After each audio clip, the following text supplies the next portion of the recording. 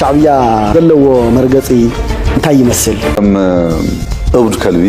ባሕር ዝደልን ተኮይኑ ባሕር ህዝቢ ኤርትራ ባዕሉ ተቃሊሱ ባሕሩን መሬቱን ዘምለሰ ህዝቢ ኤርትራ መሰል ዓርሰ ውሳኑ ነጻነት ተምጽየለሎ አዳነች አበበውን ሕቶ አፍ ደገ ባሕሪ ኢትዮጵያ እዚ ዘለዎ ለደኩማ ተአሉ ዘይክል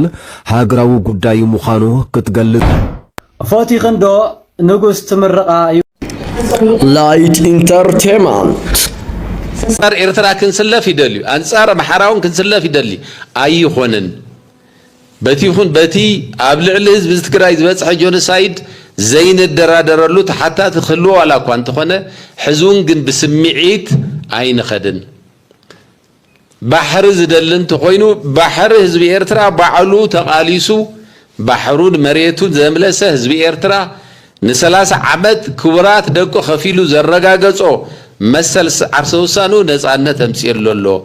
እዚ ምስ ዝሕድግ ዝኾነ ሓይል ምትሕባር ነቲ ዝተቃለስካሉ ዓላማ ምሽረራፍ እዩ ገለገሊኦም ካብ ትግራይ ዝበቆሉ ጽግዕተኛ ምብስባስ ዘጥቅዖም ሰባት ወደብ ባለዎ ባሕርታት ባለዎ ህዝቢ ኤርትራ ይግብኦን ዝብሉ ኣብ ከምዚ ዝበለ እኩይ ነገር ዘይ ምስታፍ መትከላዊ እዩ መትከል ይዝሓት ገለገሊኦም አሰላልፎም ዝቀየሩ ናይ ገዛት ደርብታት ናይ ወረርተ ተሐሳስባ ዝሓዙ ዓሰብ ባናህና እዩ ዝባናህና እዩ ህዝቢ ትግራይ ኮም ኣይኮነን ዝብል እቲ ህዝቢ ኤርትራ ተቃሊሱ ዘረጋገጾ መሰሉ ብዘይ ምሽረራፍ ይሕለወሉ እዚ መትከላዊ እምነት ናይ ህዝቢ ትግራይ እዩ መሰል ዓርሰ ውሳነ ህዝቢ ትግራይ እውን ካብድግፉተሎ ካብ መትከልዮም ክብገሱ ዝግቦም ስለዚ ኣብዛ ሓለፈ 5 ዓመታት ዝነበረ ቅዋም ክንኮርዐሉ ዝግበአና ቅዋሙኒ ንሱ ዝወለደ ከም ዝበልኩሞ ናብ ዝለዓለ ምሕዝነት ዝሰጋገር ዘሎ ስለዚ ሕዚ ኣፍታ ዘለና ወቅቲ ኮይና ህዝቢ ትግራይ ናይ ህልውና ሓደጋ ኣብ ዘለሉ እዋን 40 ሚእታዊ መሬትና ኣብ ወረርቲ ኣብ ዘለሉ እዋን ሕዚ እውን ክነጥፈኩም ኢና ከም ህዝቢ ክነጽነትኩም ኢና ዝባሃለሉ እዋን ምሕዝነትካ ምጥንኻር ብጣዕሚ መሰረታውን እዋናውን ጉዳይ እዩ ኣብዚ ጉዳይ ዝዓሙ ሰባት ድማ ምስጋና ይግብኦም ጥራሕ ዘይኮነስ ክንሕግዞም ዝግበአና ሃፍታምየ ዝብል ደራፊየ ዝብል ጋዜጠኛ ረብሓ ይግደስ እየ ዝብል ኩሉ ኣብዚ ሰናይ ዓላማ ዝዓሲሉ ክሰርሕ ዝግብኦ እዩ መሬትና ሉዓላዊ መሬትና እቶም ረብሓታት ትግራይ ዝበሃሉ ናይ ጸጥታ ረብሓ ኣለና ናይ ኢኮኖሚ ረብሓ ኣለና ዘይተመለሰ መሬት ኣለና ኣብ ትሕቲ ወረርቲ ዘሎ ህዝቢ ኣለና እዚኦም ኩሎም ንምምላስ እቲ ምሕዝነት ብጣዕሚ ገዳሲ ስለ ዝኾነ ሕዚ እውን ከም ትማሊ ምስክን ሓብሮም ዝግበአና ህዝብታት እሞድማ ሓደ ምስጎኖ ዝኾንና ህዝብታት ምሕዝነትና ምጥንኻርን እዚ ምሕዝነት እዚ ብዝተጠናኸረ መንገዲ ናብ ዝለዓለ ደረጃ ምውሳድን ወዓል ሕደር ዘይብሉ ኩሉ ፈታዊ ትግራይ ክስዕቦ ዝግባእ ሰናይ ተግባር ትግራይ ምስ ኣባላት ጸጥታ ትግራይ ምስ ምሁራት ይጸገም ኮይኑ ዘሎ ኣብ ከባቢ ወልቃይት ሻዕብያ ስልጣን ክህዝ ከሎ ዳርጋ ልዕሊ 300 ፋብሪካታት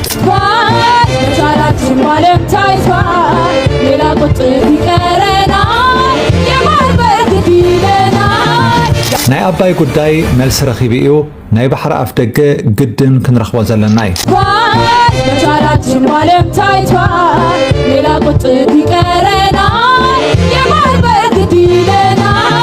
የአባይ ጉዳይ መሳቂቷል መቻላችን ማለም ታይቷል ሌላ ቁጥር ይቀረናል የባህር በር ግድ ይለናል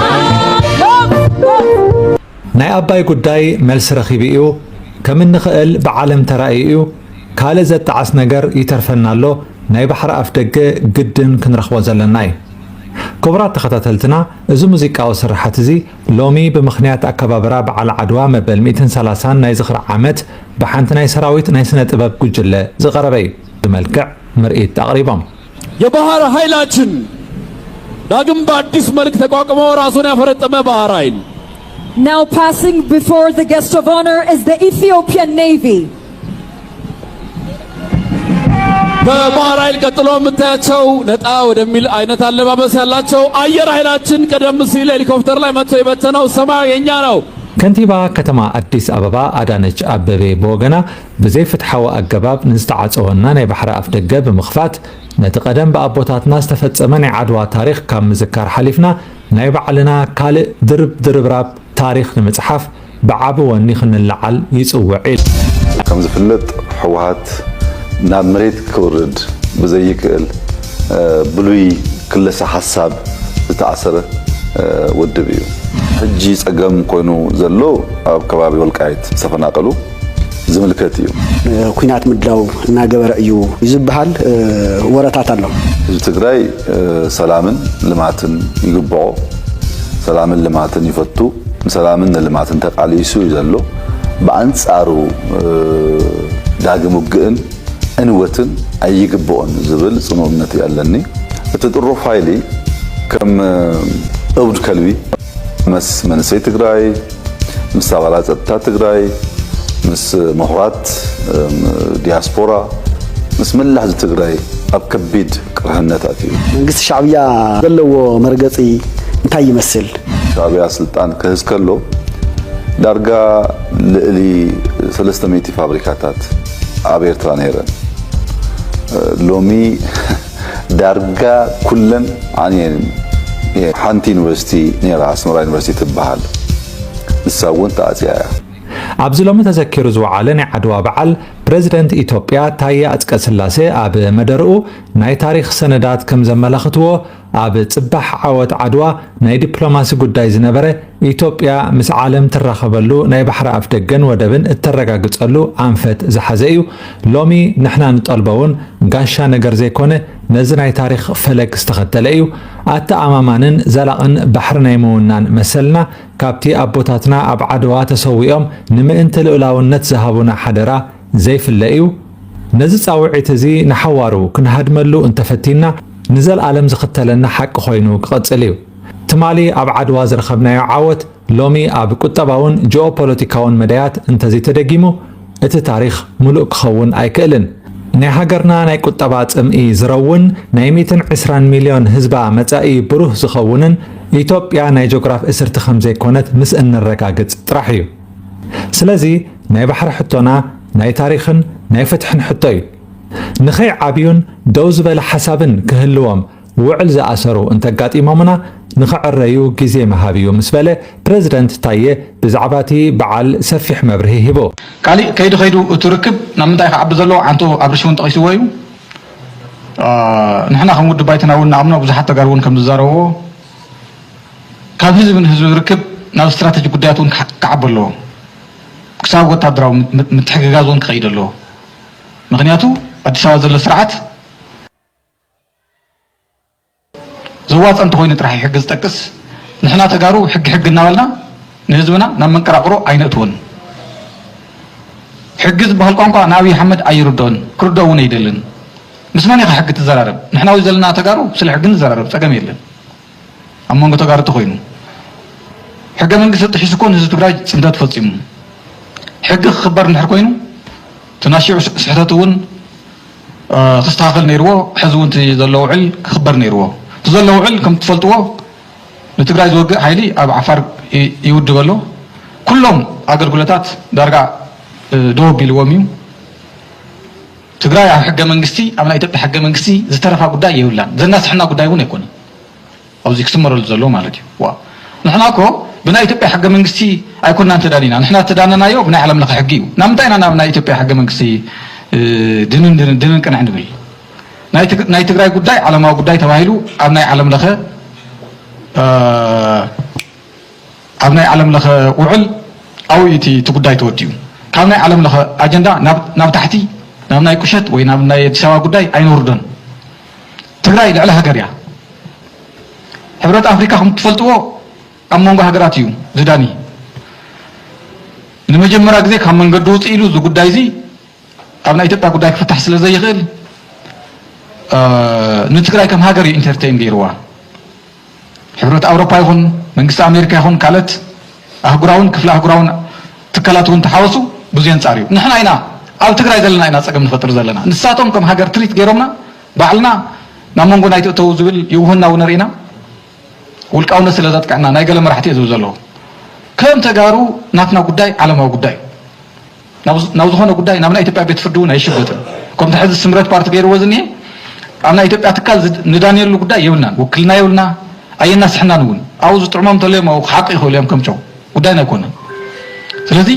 ናትና ጉዳይ ዓለም ለኻዊ ጉዳይ ዝብል ክስመር ኣለዎ ሕጊ ዝበሃል የለን ብልጽግና ልዕላዊ ግዝኣት ኤርትራ ዝግህዝ ቃላት ብምጥቃም ዋናታት ኣፍ ደገ ባሕሪ ንምዃን ዘድሊ ዋጋ ክኸፍሉ ድልዋት ምዃኖም ኣብ ዝገልጹሉ ዘለዉ እዋን ከንቲባ ከተማ አዲስ አበባ አዳነች አበበውን ምስ መንስያት ከተማ አዲስ አበባ ኣብ ዘካየደቶ ዘተ ሕቶ ኣፍ ደገ ባሕሪ ኢትዮጵያ እዚ ዘለዎ ወለደኩማ ተኣሉ ዘይክእል ሃገራዊ ጉዳይ ምዃኑ ክትገልጽ ተሰሚዓ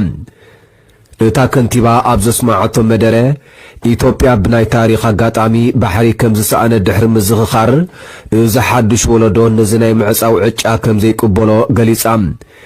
ኢትዮጵያ ንሕቶኣ እኹል ታሪኻዊ ጂኦግራፊያውን ኣህጉራዊ ሕግን መርትዖ ከም ዘለዋ ዝገለጸት እታ ከንቲባ ኢትዮጵያ ዲፕሎማስያዊ ጻዕርታት እንተፈሽሉ ሉላዊ ረብሓታታ ንምሕላው ድሕር ከም ዘይትብል እያ ሓቢራ ንሳ ኣብ መወዳእታ ሰላማዊ መራጺታት እንተፈሽሎም ኢትዮጵያውያን ደቂ ዓድዋ ምዃኖም ብተግባር ክርእዩ ጻውዒተ የቕርብ ክትብል ንሳን መሳርሕታን ካብ 2020 ኣትሒዞም ንዋናታቱ ዘጽንትዎም ብዘለዉ ዓወት ዓድዋ ክትምካሕ ተሰሚዓ ኣሽዓር ካብዚ ድሕሪ ናይ ፕሪቶሪያ ኣነ ዝብሎ ድሕሪ ፕሪቶሪያ ዓበየ ህዝቢ ትግራይ ዝረኸቦ ዓብዪ ቁም ነገር ጉዳይ ጽምዶ እዩ ኢለ ዝኣምን ጌጋ ክብል ይኽእል ግን ናይ 3 ዓመት ሳክሰስፉል ዝኾነ ሓደ ስራሕ ተሰርሐ ጉዳይ ጽምዶ እዩ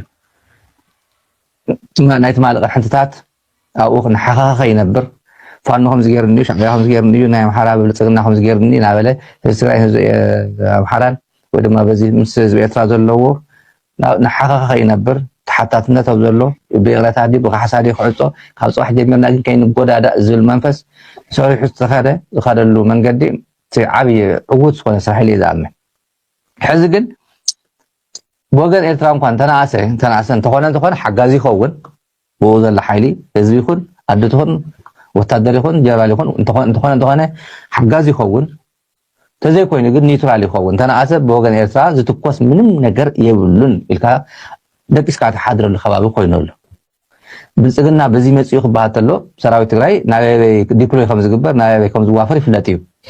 መቼም ብልጽግና መፅኡ ክበሃል ተሎ ሰራዊት ሒዝካ ንባድመ ገጽ ጌርካ ንኤርትራ ገጽ ጌርካ ኣፎ ምስካይ ትትኩሱ ወይ ዛላንበሳ ሄድካ ኣየናይ ድፋዕ ሕዚ ብዛላንበሳ ብፀሮና ኢልካ ሰራዊትካ ንኤርትራ ገጽ ትኸድ ናበይ ገጽ ሰራዊት ትግራይ ከም ዝዋፈር ፍሉጥ እዩ ዝሓለፈ ኣብቲ 2 ዓመት ግን ፍርቂ ንሰራዊት ኤርትራ ብዙሕ ገጽ ክሕሉ ፍርቂ ንሚልዮን ጭፍራ ክኸይድ ፍርቁ ንዓደርቃይ ክኸይድ ፍርቁ ንደብረ ብርሃን ዝኸይድ ብትንትን ኢሉ እዩ ነይሩ ዋላ ብወታደራዊ ዓይነ እንተሪኢኻዮ ማለት እንታይ ይብልዎ ኣለዉ ሕዚ ዋላ ጸድቃን ሰሚዕካ እንትኻሎ መቐነ ምስ ሻዕብያ ወደኽደኽ ጽምዶ ናብ ወታደራዊ ተቐቢሉ ሕገ መንግስቲ ፈሪሱ እዩ ናይ ኢትዮጵያ ሕገ መንግስቲ ኣፍሪስዎ ህወሓት ትውጅለ ኢልዎ ማለት ሉዓላውነት ዝበሃል የለን እንኳዕ ንስኻትኩም ተፈጠርኩምና ንስኻትኩም ተዘይትህሉ እንታይ ክውሕጠና ነይሩ ዝበሎ እዚ ኩሉ ጀግናዊ ኤርትራ ሰራዊት እንዳበለ ኣበባው ታደሰለ እዚ ኩሉ ማእለያ ዘይብሉ ግፍዒ ሓቢሮም ዝፈፂሞም ጻድቃን ናይ ዝኩሉ ግፍዒ ቪክቲም ኢለ ዝኣምን ኣብ 2 ዓመት ኣብ ትግራይ ስለ ዝነበረ ቪክቲም እዩ ነይሩ ኢለ ዝኣምን ንሱ ረሲዕዎስ ሕሉፍ ተሓላቐ ናይ ኢትዮጵያ ሕገ መንግስቲ ኮይኖም ሕገ መንግስቲ ጥሕሶ ኣሎ ተጣሒሱ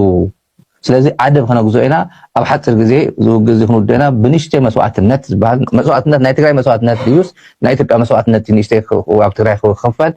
ኣይንፈልጥን ግን ከምኡ ናብዝሉ ከይዶም ኣሎ ብወገን ትግራይ ለውጢ ደምፅየሉ ሓቂ እንተነኣሰ ካብ ምኽባብ ወፂስ ብዙይ ሓደ ክፍቲ ምግባሩ መሪሕነት ትግራይ ጸላእቲ ዝሓልምዎ ብወገን ትግራይ ዝተረኣየ ፖለቲካዊ ብምምሕያሽ ትሪኦ ዶ ከመይ ትግንዘቦ እዚ ስዊልካ ኣትግላንስ ለውጢ ብጣዕሚ ኣምፅኡ ህዝቢ ትግራይ ማለት ዘይፈትሖም ፀገማት ክህልዎ ይኽእል እዮም ናይ ውሽጡ እዚ ንሪኦ ዘለና ንሱ እውን ክፍታሕ ኣለዎ ትኩረት ዘድልዮ ብመሰረት ዝነበሮ ቅርሕንትን ፀገምን ባዕሉ ተወግሶ ወሲዱ መንግስታዊ ሓገዝ ብዘይብሉ ብኣንፈትና ብናህና ወገን እየ ዝብለካ ዘሎ ቅርሕንትታት መልክዕ ብዘለዎ ንኽፍትሑ ኣብ ሓደ ቦታ ኣቕሚጡ ከም ህዝቢ ግን ክነብር ስለ ዘለዎ ናብ ቀጻሊ ልዝብን ምውቕቓስን ካሕሳውን እንተልዩ ምክሓስ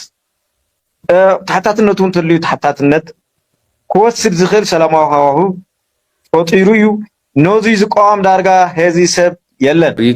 ዜና ኣብ ስዑድ ዓረብ ዝርከብ ካብ ዓለምና እቲ ዝዓበየ ናይ ነዳጅ መጻሪ ራስ ታኑራ ዝበሃል ከም ዝተደብደበ እዩ ዝግለጽ ዘለው ሰዓት ገሊኡ ብኢራን ይብል ገሊኡ ከዓ ብሑቲ ይብል ማለት እዩ ኣነ እዚ ኮንኩን ከም መሓላልፈልኩም መጽእ ትማሊ ከም ዝፍለጥ እዚ መረጃ እዚ ተመሓላሊፉ ነይሩ ብናይ ዓረብ ሃገራት ማለት እዩ ካሜራ ይኹን ዝኾነ ይኹን ዓይነት መረጃ ዘይተረጋገጸ መረጃ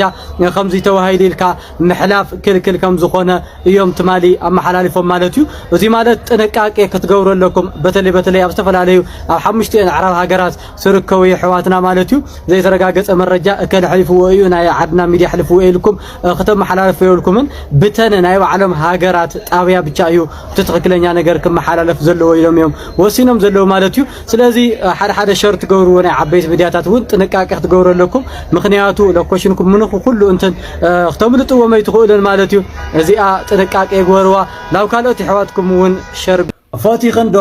ንጉስ ትምርቃ ይውል ዓበይት ወለዲ ንዓለማዊ ፖለቲካዊ ወጥሪ ዘህድ ሓድሽ ዜና ፕሬዝዳንት አሜሪካ ዶናልድ ትራምፕ ምስቶም ሓድሽቲ መራሕቲ ኢራን ንምዝርራብ ተስማዕሚዖም ፕሬዝዳንት አሜሪካ ዶናልድ ትራምፕ ምስቶም ሓድሽቲ መራሕቲ ኢራን ቀጥታ ዝርርብ ንምግባር ዝተስማዕምዑ ዘአትሌቲክ ዝተባሃለ መጽሔት ኣብ ዝሃቦ መግለጺ ኣፍሊጦም ነቲ ኣብ መንጎ ክልቲአን ሃገራት ዝነበረ ላዕለዋይ ዲፕሎማስያዊ ወጥሪ ንምህዳእ ሓደሽቲ መራሕቲ ኢራን ናይ ዘተጻውዒት ምቕራቦም ስዒቡ ፕሬዝዳንት ትራምፕ ነቲ ዝርርብ ንምቕባል ፈቃደኛ ምዃኖም ገሊጾም ኣለው ሕጂ ግርም ብዙሕ ነገር ኣብ ኤርትራ ምስተጋሩ ሕዋትና የድሎም ኣነ ምስተጋሩ ሕዋትና ኣብዚ ኩሉ ኩናት ኣብ ግዜ ባስዕ ተኻይዱ እዩ ኣብ ግዜ ጥልያን መፅነት ተኻዲሱ እዩ 4 ግዜ ንጥልያን ስዕሮም ባስዕ 500 ወታደራት ናይ ጥልያን መይቶም እዮም ወቲ ዝዓበየ ጀነራል እውን ተቐቲሉ ኣብ ደጓዓሊ ነይሩ ሃወልቱ ነዚ ኩሉ ዘካየደ ድማ ሃፀይ ዮሃንስ ንጉሰ ነገስቲ ንጉስ ጽዮን እዮም ንጉስ ኣምሓራ ኣይኮኑን ንጉስ ጽዮን ንጉስ ኣክሱም እዮም ኣብዚ ድማ ኩሎም ኤርትራውያን ኣቦታት ድማ ናይ ብሓቂ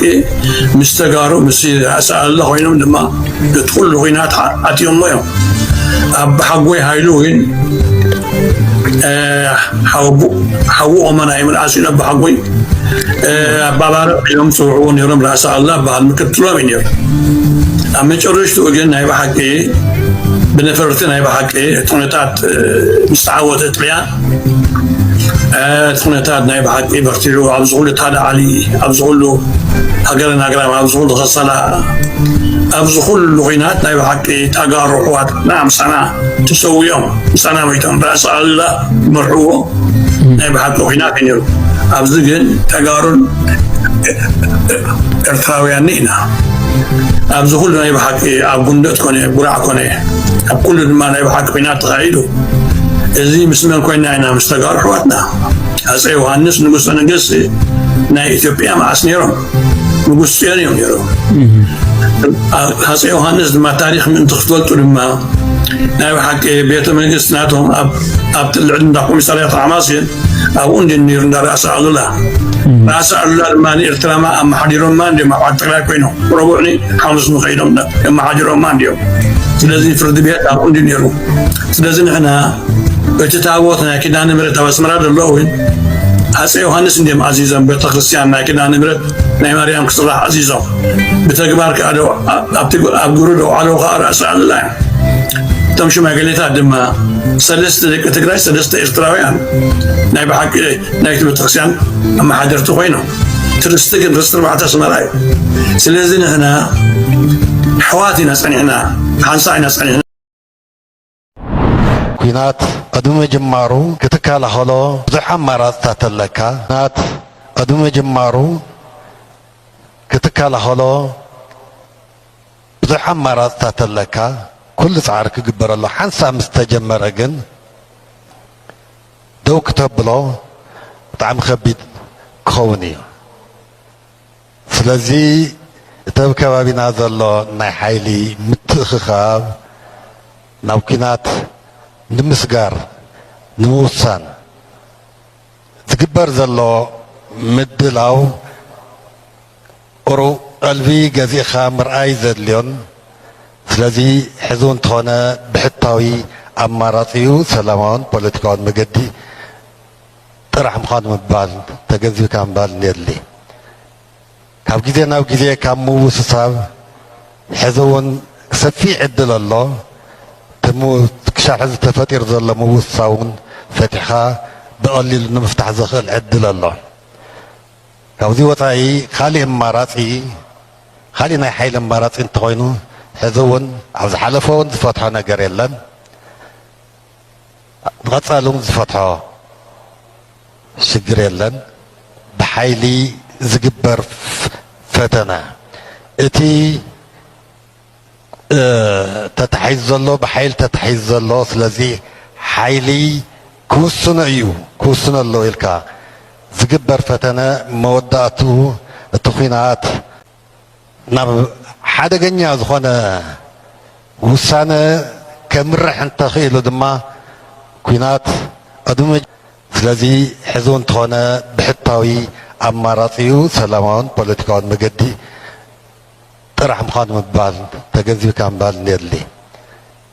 ካብ ግዜ ናብ ግዜ ካብ ምውስሳብ ሕዚ እውን ሰፊሕ ዕድል ኣሎ ክሻዕ ሕዚ ተፈጢሩ ዘሎ ምውስሳብ እውን ፈቲሕኻ ብቐሊሉ ንምፍታሕ ዝኽእል ዕድል ኣሎ ካብዚ ወፃኢ ካሊእ ኣማራፂ ካሊእ ናይ ሓይሊ ኣማራፂ እንተኮይኑ ሕዚ እውን ኣብ ዝሓለፈ እውን ዝፈትሖ ነገር የለን